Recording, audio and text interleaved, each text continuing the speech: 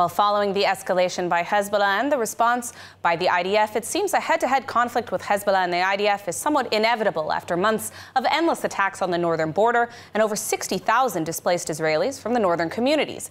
Here to speak with us now about both sides is Israeli Lebanese analyst and representative for the Israeli Citizen Spokesperson's Office, Jonathan Elkhoury, himself a refugee from Lebanon who now lives in northern Israel. Jonathan, thank you so much for joining us today. Now, you yourself ended up as an Israeli, in part due to this threat of Hezbollah. What can you tell us about the impact of this proxy of the Islamic Republic in Lebanon today? Yeah, well, thank you very much for having me, Emily. As I experienced it myself when I was living inside of Lebanon after Israel's withdrawal in May 2000, when Hezbollah started to occupy south of Lebanon, basically taking over and controlling our lives, making sure that we don't speak against them, making sure that we can't even opposition any of their actions inside of South Lebanon. But what happened is that later on, they infiltrated more inside of the Lebanese politics, inside of Lebanese territories, where de facto Hezbollah today controls some territories in Lebanon that has no Lebanese sovereignty. And this is something that is super crucial for the international community to understand, that at the end of the day, Hezbollah is taking a lot of Lebanese hostage and using them as human shields in order to attack Israel, Israeli citizens. You can say, I fled Hezbollah back in 2001 when I fled to Israel and got shelter in Israel. And today we're facing the same threat that we used to have back then in Lebanon, but now here in Israel. Now, we've seen approximately 80% of Palestinians support Hamas, even months into this war. How do the Lebanese people feel about Hezbollah as compared to, say, the Palestinians and Hamas? Yeah, well, the difference is that Lebanon is still somewhat a democratic country, a democratic state, with a vibrant Christian community, Druze community, Sunni Muslim community that not necessarily support Hezbollah, that is a Shia terror group that is affiliated and a proxy of the Islamic Republic of Iran. And what happened is that because of this, you can say confliction inside of the Lebanese politics, the majority of the Lebanese people today, we can say for sure, doesn't really support Hezbollah's actions, and Hezbollah is basically dragging Lebanon to war. And we can see that on the ground. Latest surveys that showed after the Lebanese elections in 2022 show that more than 1 million people in Lebanon and their political leaders opposed Hezbollah going to war with Israel. You can see also their opposition to what they're having internally inside of Lebanon, taking over Lebanese sovereignty, taking over the Lebanese port. We all remember the port blast in August of 2020, where it led to more than 200 Lebanese people to be killed because of Hezbollah keeping their ammunition in Lebanese territories. And this is something that is super crucial to understand, that a lot of Lebanese oppose Hezbollah's affiliation, that at the end of the day, it doesn't really care for the Lebanese people. And we saw that since October 8th, when Hezbollah started firing rockets towards Israel, a lot of Lebanese went out online to say, Lebanon against the war, because they don't support anything that Hezbollah does by dragging Lebanon to war. Now, you're an Israeli citizen living in the north, and once again, you're impacted by this endless Hezbollah rocket fire as an Israeli now.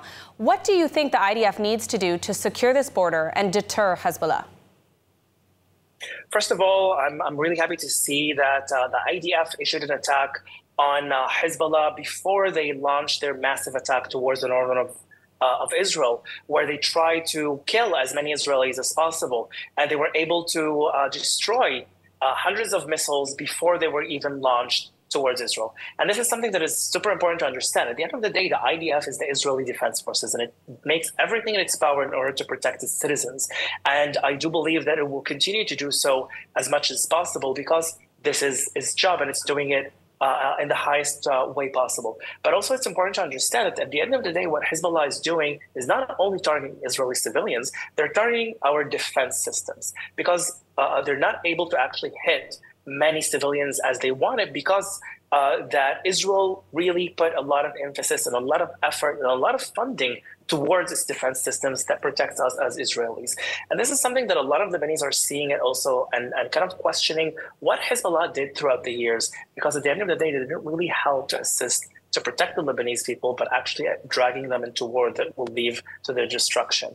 But it's really important for me to also add that It's not enough that only the IDF itself will protect Israel. The international community needs to join Israel in a joint forces in order to make sure that not only the resolution 1701 that states that Hezbollah needs to stay about 10 kilometers away from the northern border of Israel and across the Litani River inside of Lebanon, but they also should implement resolution 1559 that states that every non-Lebanese government organization can't hold weapons. Hezbollah is not a Lebanese organization. Hezbollah's affiliation is not to Lebanon. Hezbollah now holds more than 200,000 missiles that are targeting Israeli civilians. And the international community needs to make sure, also the Lebanese themselves, with the help of Israel, needs to make sure that Hezbollah is dismantled from these capabilities, because as Israelis, we will never let Hezbollah do that again. And this is something that we learned from October 7th. We will never let October 7th happen again.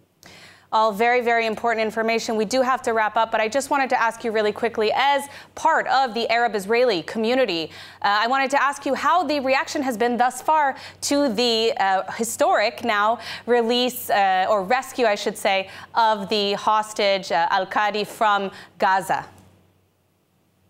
The release, once I heard about the release of Qaid Farhan Al-Qadi, I was so full of joy, because at the end of the day, you can see that Israel is doing everything in its power to not just protect all of its citizens, but to make sure that every citizen that are also non-Jewish that were taken by Hamas as captives are back home to their families and relatives, because Israel takes care of all of its citizens. And this is something that is super important for people to understand, that at the end of the day, Israel is this amazing mosaic that has more than 25% of it that are non-Jewish. And all of us are being protected today by Israel from terrorist organizations like Hamas, like Hezbollah, like Iran, like the Houthis in Yemen, like the Islamic resistance in Iraq, and many others that are threatening, at the end of the day, all of Israelis. And we are joyful to see Qaid is back home, and we're really praying to see all of the rest of the 108 hostages that were taken on October 7th by Hamas back home as soon as possible. Absolutely. Amen. Thank you so much for your insights, Jonathan. Incredibly informative. Stay safe. Thank you very much, Emily.